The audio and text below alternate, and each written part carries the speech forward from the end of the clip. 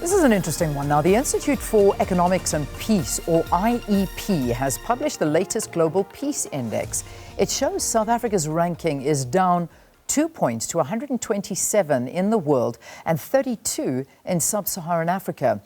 The report ranks 163 independent states and territories according to their level of peacefulness. Let's delve a little bit more into this, and we've got Serge Stroobants. He's IEP Director of Operations for Europe and the MENA Region, joining us via Skype from Brussels in Belgium.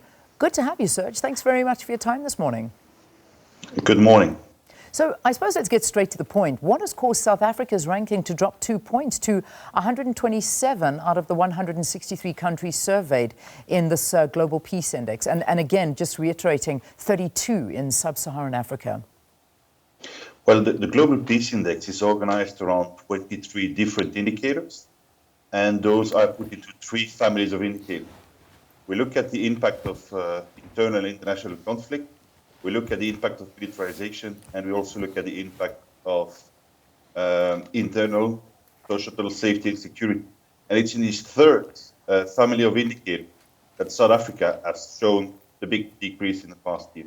Yeah, and that's not good news for the country, is it? No, not at all. I mean, when you look at the indicators in this section of the index, it's all about levels of homicide, levels of incarceration, the number of violent crimes happening into your society, the impact of terrorism. But this is really a problem for your society as such. Yeah. You know, when we look at South Africa, I mean, it has the 26th largest economic cost of violence as a percentage of GDP. What is the significance of this to any ordinary person listening to this number? Well, those persons have to understand that 13% of your total GDP is spent on violence in South Africa. So just try to imagine what you could do if you would reduce this by 1 or 10% and inject this in the South African economy and development. Yeah. You know, when you speak to a lot of countries, you speak to a lot of South Africans, safety and security is one of the biggest issues that affects its citizens and deters a lot of investment. I mean, having now a survey like this and seeing where South Africa is in terms of exactly what you're talking about, how badly does this put South Africa and its perception out there to the world?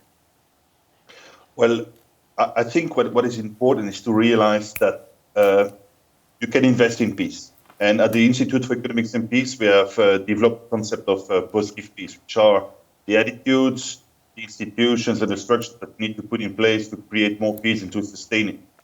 I think it's important to realize that you can invest in peace and do this in the future.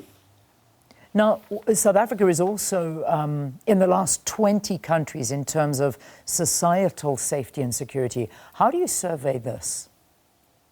Well, that's what I pointed out before. It's one of the domains of the Global Peace Index. You have 10 different indicators that look at safety and security within societies.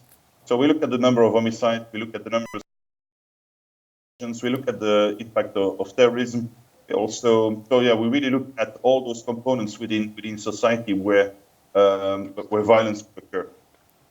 So, in terms of the African continent in this index, how do we fare in Africa?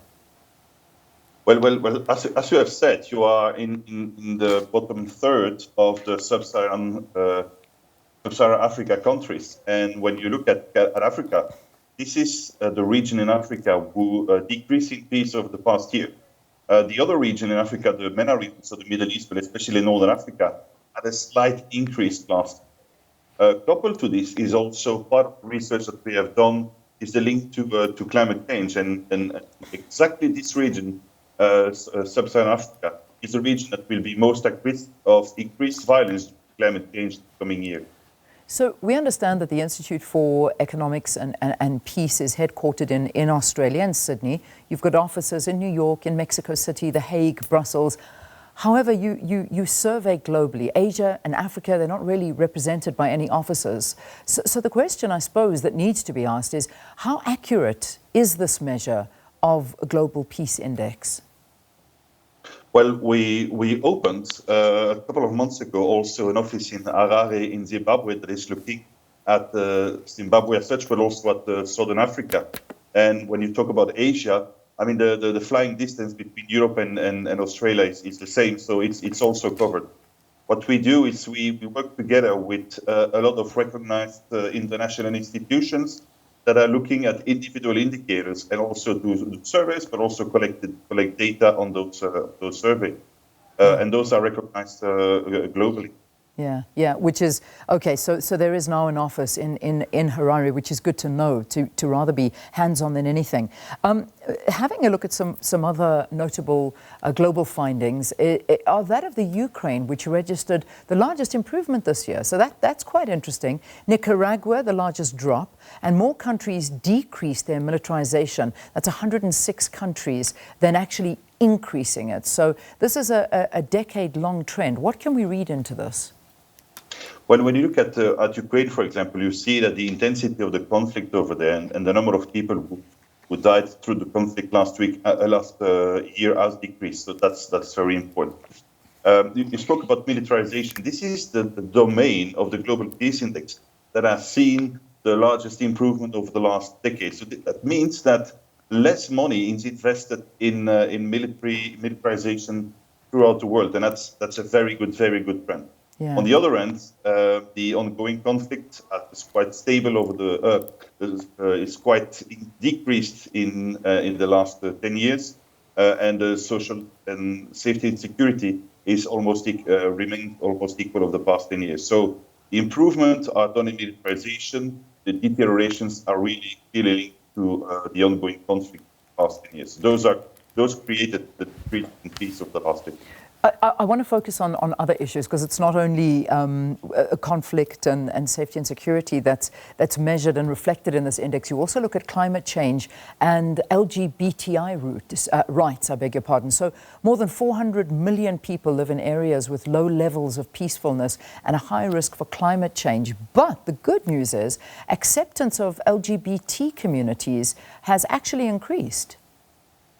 Yes, so you're absolutely right. About 1 billion people on the face of the earth live in areas at risk for climate change. Of this billion, about 40%, so 400 million, live also in countries with low levels of peacefulness. And you can even break it down and look at about 100 million people who are living in countries that are currently facing a conflict or a crisis and are at risk also for climate change. So you will see over the years that climate change is going to exacerbate this the potential for crisis and conflict rather than solve. When it comes to equality, there is no direct evaluation of the impact of LGBT acceptance or equality or gender equality, but we obviously see that in all the 23 indicators that we use, we see the indirect positive result of equality for LGBTQ, but also for gender equality.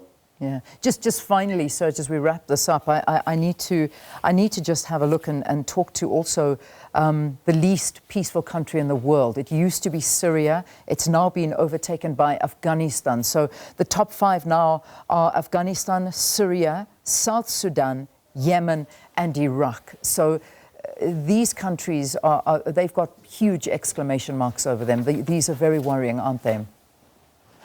Yeah, absolutely. I mean, those are clearly countries that are in the violence trap, as we call it. The fact that Afghanistan this year is the least peaceful country is just because Syria improved. So no big changes for Afghanistan, but an improvement for Syria that jumped over left last place of the index and jumped for Afghanistan. I think those countries are currently in conflict, and there is no positive expectation for those different countries. Yeah, and I think this is really tough. You spoke about Syria and Iraq. Those are conflicts in the Middle East and Northern Africa. We saw an improvement for those two conflicts in the past year. And this had a very positive effect on the MENA region. All right. We'll leave it there. Thanks so much for talking to us this morning. Serge Stroobants, IEP Director of Operations for Europe and the Middle East Africa region.